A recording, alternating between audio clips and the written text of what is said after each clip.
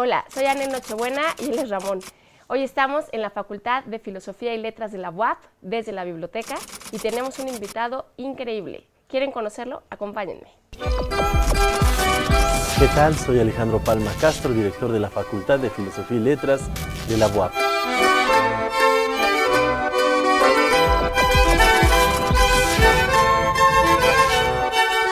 Con Anel y Ramón vamos a hablar hoy de la historia del libro.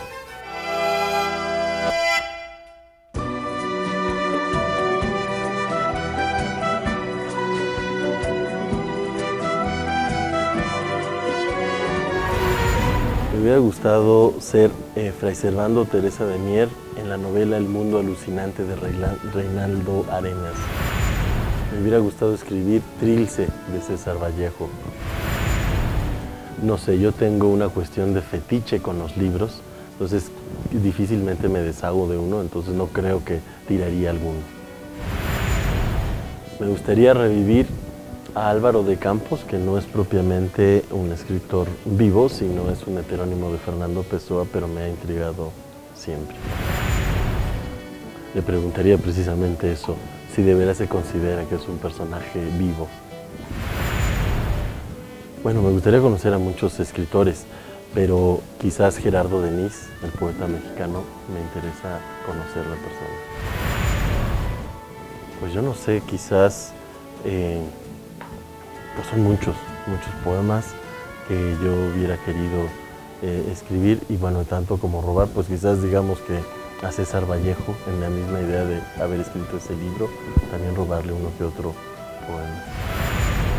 ¿Qué palabra le regalaría a mis amigos? Pues yo creo que amor. ¿Con qué palabra me podría definir? Con la palabra de quizás desconocido.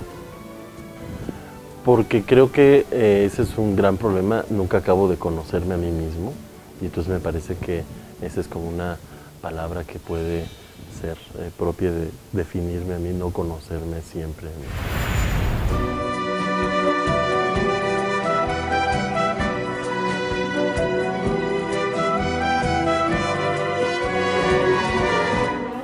Pues Alejandro, ya que te conocemos un poquito más, estamos muy contentos de estar aquí en la Facultad de Filosofía y Letras, misma que diriges.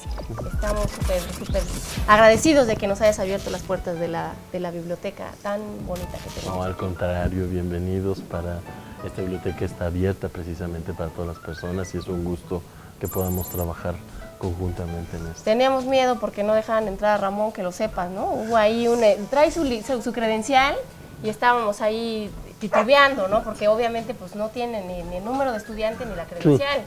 Pero bueno, al final logramos felizmente. Habrá recitado un par de versos, Habrá ¿verdad? recitado, se puso ahí, no sé qué monerías le habrá hecho a la señorita de la bibliotecaria, y Ramón está aquí con nosotros sentado, felizmente. Pues mira, un poco te cuento. Ahora queremos entrar más en detalle de lo que, más bien, de esta información que queremos obtener de ti. Editando es un programa, va a sacar un libro, déjenlo mientras, ¿no? Está curioseando.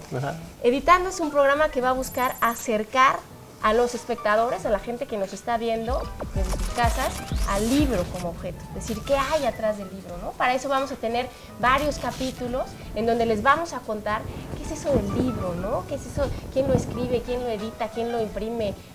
¿Cómo va una librería? Etcétera, etcétera. Pero creemos que no podemos hablar del libro o desarrollar el tema del libro si no nos cuentan eso de la historia del libro, o sea, eso de qué es un libro. Por eso estamos aquí hoy y hemos escogido para mí a lo mejor para que nos hable este tema. Doctor, dinos, ¿cuál, por ejemplo, cosas tan básicas como cuándo nació el libro y por qué? Bueno, mira, Anel, primero pues muchas gracias por invitarme. Yo te debo decir que más que en calidad de académico, me interesa mucho la entrevista en calidad de persona que siempre he estado rodeado de libros, y no precisamente porque trabajara en alguna librería o tuviera familia que se dedicara a la cuestión de los libros, sino porque para mí desde pequeño el libro se volvió, como te decía hace rato, un fetiche, ¿no? El libro para mí implica eso. Hay gente que le gusta presumir sus corbatas, hay gente que le gusta presumir su carro, ¿no? Pues a mí me gusta presumir mis libros, ¿no? O sea, es una cosa que y cada vez va siendo peor. Y bueno, de pronto llegó un momento de crisis en que o comía o compraba libros. Y de plano compré libros, ¿eh? Y después me busqué un trabajo. Pero mira, y hablando de esta cuestión de cuándo comienza el libro, el libro no siempre fue lo que es ahora, un producto masivo, un producto de consumo popular. El libro, y yo creo que la gran metáfora que tenemos del libro es precisamente la escritura, ¿no? Y las Sagradas Escrituras y la Biblia. O sea, en el momento en el que se juntan todos esos libros, ¿no? O sea, la Biblia es el libro, ¿no? Sí, y aparte es el libro más vendido. Exacto. Hasta el día de hoy, Además, amigos. exacto, o sea, pero tiene ese carácter, si te fijas, al principio, un carácter muy sagrado, ¿no? Es el libro el que contiene la verdad, ¿no? De la religión y que pocos pueden entender, pocos pueden leer, ¿no? Y que se fue conformando. Entonces, yo creo que si lo vamos pensando en ese sentido, cuando tú me dices y me preguntas, bueno, ¿cómo fue la evolución de este libro? Sería básicamente eso. Comienza siendo un objeto poco común en la cultura, solamente para algunos, y aquí la palabra iniciados, en el sentido de iniciados, o sea, unos que pueden entender todo lo que pasa, ¿no? Y terminará por distintos factores que tienen que ver incluso con el sistema económico predominante en Occidente, que es el capitalismo, ¿no? Terminará siendo un objeto de consumo. Este libro entonces que nos cuentas tú y desde cómo inició el libro, entonces nos dejas saber que el libro inició para unos cuantos.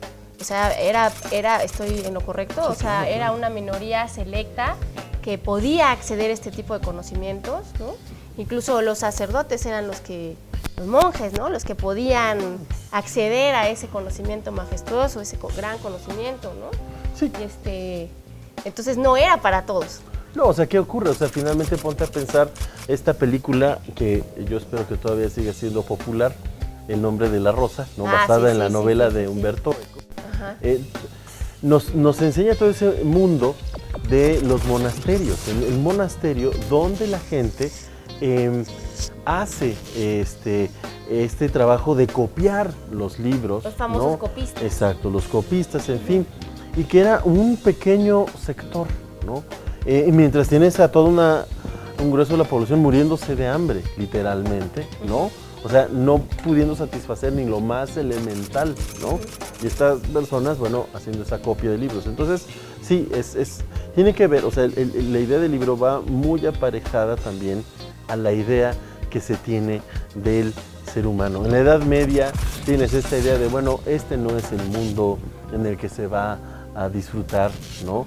Del paraíso, ¿no? Este es el mundo previo, ¿no? Entonces, la idea incluso de los copistas es ir preservando, pero sobre todo lo que sirve para entender este mundo y para pasar sobre todo al otro. Entonces, también parte de la trama del nombre de la rosa es, hay libros que no vale la pena conservar porque no tienen ningún sentido en el más allá, ¿no? Y entonces, precisamente, el sistema de pensamiento va ligado a libros. El libro se va a liberar, ¿no?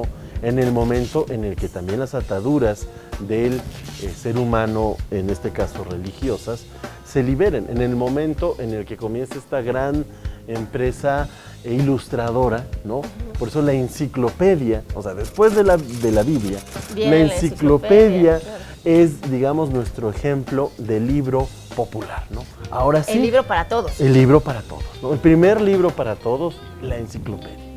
¿No? Y que además sigue siendo el libro para todos, ¿no? Exacto. Hoy digitalizado, que ya hablaremos del tema digital, pero la enciclopedia siempre ha sido ese conocimiento que es para todos, ¿no? Es decir, ¿se acuerdan? En algún momento les han tocado la puerta de su casa para venderles la mismísima enciclopedia, exacto, cosa que se ha perdido, que es una pena, pero que siempre ha llegado hasta la puerta de su casa, ¿no? Pero está Wikipedia. Y que también te está hablando de otra manera, ¿no? Claro, y esto que es para todos, ¿no? Sí, sigue siendo para todos. Y como tú dices, o sea, esta idea de que el libro contiene los conocimientos, ¿no? Incluso, digo, esto ha cambiado con la incursión del medio digital, pero todavía hasta hace unas décadas teníamos la seguridad de que el conocimiento residía en los libros, cosa que pues... ¿Sí o no? No, o sea, que lo vas viendo que no es cierto, o sea, digo, el conocimiento, pero muchas más cosas, ¿no? O sea, tú no lees, o quiero pensar que aquellas mujeres que estaban encerradas en el siglo XVIII en su casa, que no podían salir como fuera a la calle, ¿no? Devoraban todas esas novelas, pues no por tener conocimiento, sino por vivir otras vidas, por disfrutarlo, que no tenían ellas, sí. Y claro, el problema se ha modificado y en la educación ahora es, tienes que leer un libro, pues ¿por qué? Para que seas culto, para que conozcas. Y creo que no es esa la idea. Tú lees un libro porque es otra manera de entretenerte. Alejandro, nos estás sacando de un mito, porque la gente habitualmente piensa que cuando lee, digamos que se le va a quitar lo inculto. Es decir, leer es igual a ser culto, leer es igual a tener un cierto tipo de conocimiento, ¿no?